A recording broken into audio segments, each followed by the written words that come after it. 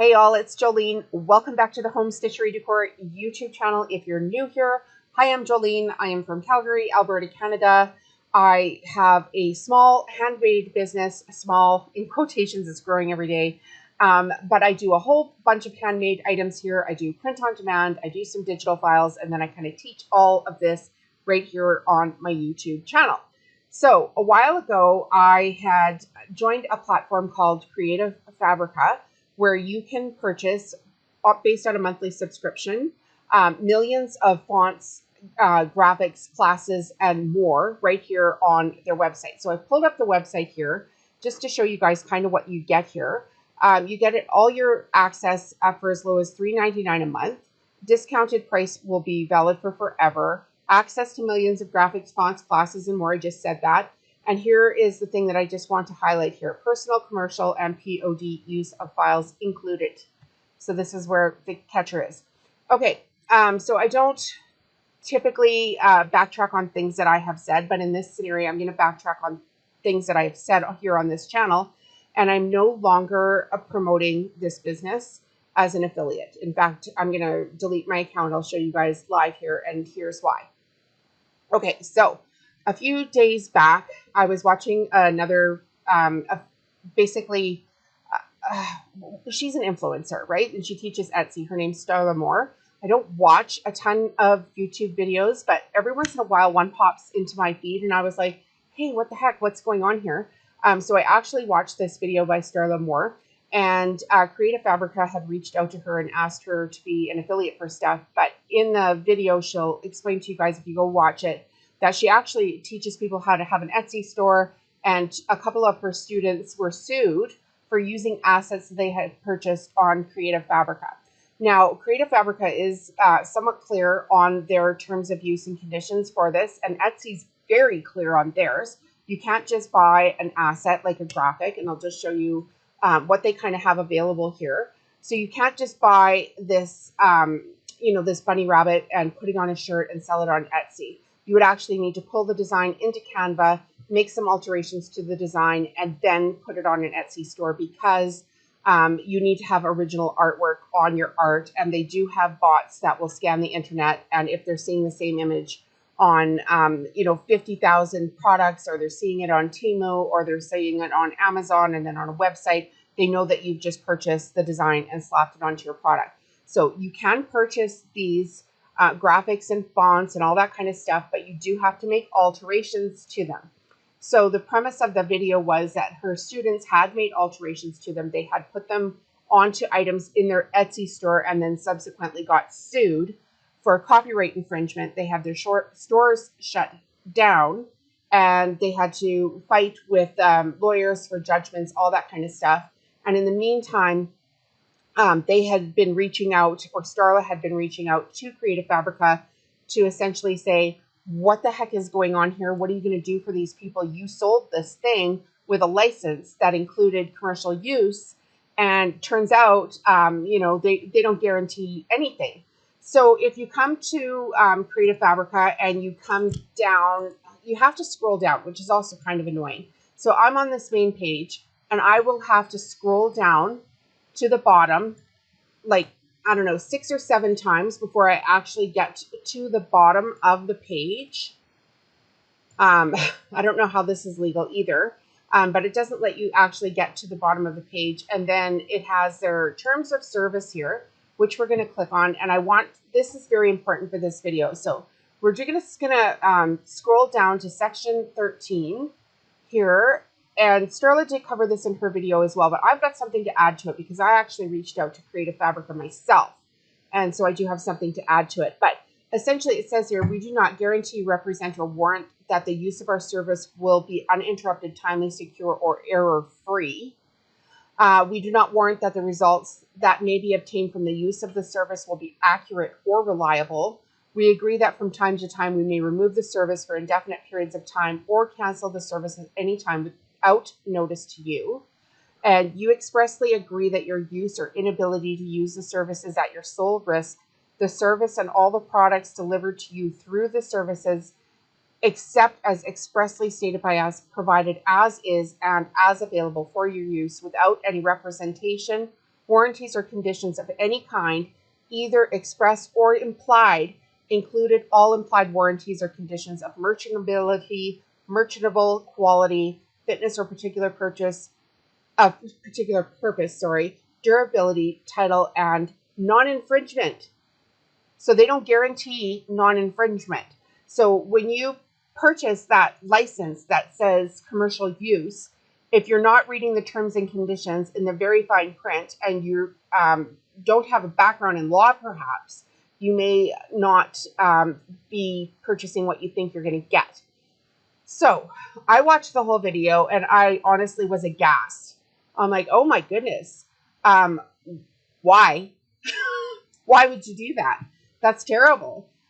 So the funny thing is I sent an email, which I'm now going to read to you guys. It's actually a series of emails here. So I sent an email off to Creative Fabrica and I said, can you please delete my affiliate account? I've been made aware of several lawsuits where sellers used your assets and have been sued. This is not what is described in your contract or promoted. I have a large YouTube following, not as large as Starla's, but I have over 4,000 people here. I have a large YouTube following where I have promoted your products and I can no longer do that. It's all over YouTube because I'm not the only person talking about this. And you should be vetting your artists. This is what I have said to them because I'm just truly appalled. And I wasn't even going to send the email, but the thing is I couldn't even find out where to cancel my account, which was kind of weird. So anyway, they've replied and they said, first of all, your request will be reviewed by our staff and somebody will reach out. Okay, fine, no problem. And then we scroll down here and it says, hi, Jolene. Thank you for your message and for raising your concerns with us. I'll read it from down here. Maybe my eyes will line up. But it says, I understand it must be very worrying. No, I can't see that. Sorry, scratch that. I understand it must be very worrying to hear about the accounts of creators finding themselves in trouble. Firstly, I would like to assure you that these situations are extremely rare, but nevertheless, we take this matter extremely seriously. Okay, so these people had their a judgment put against them, which they were in negotiations to pay, or negotiated to pay. They had their Etsy stores shut down because the artists asked Etsy to basically suspend the stores while this lawsuit was going on. Okay, so these guys are saying they take it very seriously. I'd also like to provide some initial context regarding our terms and conditions. Many of the sellers on Creative Fabrica are third parties who we require to operate within our terms and conditions, including our content policies that stipulate that designers must have relevant rights to offer their designs to stores on their platforms. Guys, stick with me because the end email, like not this one, but this series goes on for a while. It gets worse than this. And it just basically goes over here. What does Creative Fabrica do to prevent copyrighted content? So they're doubling down on their efforts to get content on their site that is not copyrighted protected. And then they sell it to you, but they're not 100%, right? Okay, so they're saying they have multiple checks and balances in order to prevent the problematic content from being uploaded. They manually review every design application and their portfolio. We reject designers that we suspect may be engaged in infringement. Oh, where did it go? Here, here it's back. We have identity verification systems, sorry, my tongue is twisted, to help establish that the designer is who they say they are. And we provide a copyright report system, and our dedicated team investigates every report thoroughly.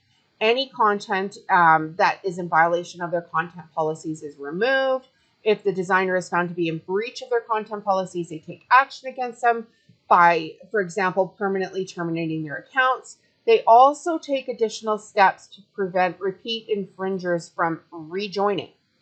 So then they go on to say, before I assist you in removing your account, I want to bring some important information to my attention so that I can make an informed decision. Removing my account is permanent, so all the data linked to my account will be erased and cannot be recovered. And if I still want to, I can follow these instructions for how to remove my account. And then they go on to say, I hope this answers your questions and to reassure me that Creative Fabrica takes quality of our content on our site very seriously and that we are always here to help if you have any doubts or questions. So if you go and see that Starla Moore video, this took months of things to go back and forth. Months. That's all I'm going to say about that. So then my response to them was, thanks for your response, which has frankly fallen flat. The fact that your company has sold these assets with commercial rights, had influencers like myself then market it for you and remain silent while people got sued is disgraceful. These people run small businesses like mine. You knew about the lawsuits, You knew about the lawsuits and did nothing to intervene or pay the judgments, which would have been a lot cheaper for your company. Now you look twice as dumb, and I won't put my name next to a business that is run in this matter. I will be deleting my account and making sure others are aware of why, which is why I have this video here. And I don't know if you can hear, but Cinnamon's barking on the floor here. We are having a time at our house right now. My husband is currently in the hospital again. So the dog is going wild. Okay, so then they go on to say, this Anthony person, thank you for reaching out again. Although I'm truly sorry to hear that you will be leaving our services. While these situations are extremely rare, we take them extremely seriously and are committed to providing guidance to help address these cases effectively. If such rare situations do arise, we provide guidance on a case-by-case basis to help navigate the situation, including facilitating contact with the relevant parties where appropriate. We recommend users intending to use our assets for commercial purposes use the following tools to help avoid copyright claims.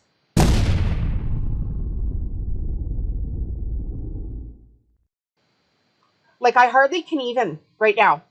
So they've sold a product with commercial and POD use of files included, and as far as I can see on their terms and conditions, none of this is mentioned in the terms and conditions. None of this.